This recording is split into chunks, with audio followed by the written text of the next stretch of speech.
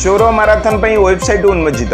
बालेश्वर जिला सोरो marathon committee पक्षर एक सांबादिक सम्मेलन माध्यम कॉलेज छक निकटस्थ साई कल्याण मंडप परिसर में वेबसाइट उन्मोचित कर मुख्य अतिथि भाव सोरो विधायक परशुराम धड़ा जोगदे यही वेबसाइट को उन्मोचित करथिले।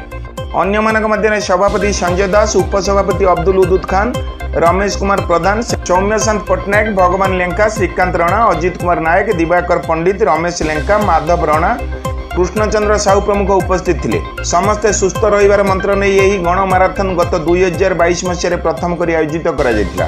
चलित वर्ष माराथन आसंता नवेम्बर मास 19 तारिख सकाळ 7टा समय सोरो टाउन हॉल आरंभ होई उत्तरेश्वर यूटर्न नहीं सोरो महिला महाविद्यालय ठारे शेष होब। एथिरे 6 गोटी ग्रुप करा जायतिबा बेले महिला मानक पई गोटे ग्रुप, पुरुष मानक पई 4टी ग्रुप और दंपति मानक पई स्वतंत्र ग्रुप आयोजन करा जायछि। माराथन निमंते प्रतियोगी माने आसंता सेप्टेम्बर 25 तारिख रु अक्टोबर 31 तारिख पर्यंत सोरो माराथन वेबसाइट माध्यम पंजीकृत करें। सोरो Rajendra Giri report, news on ओडिया.in।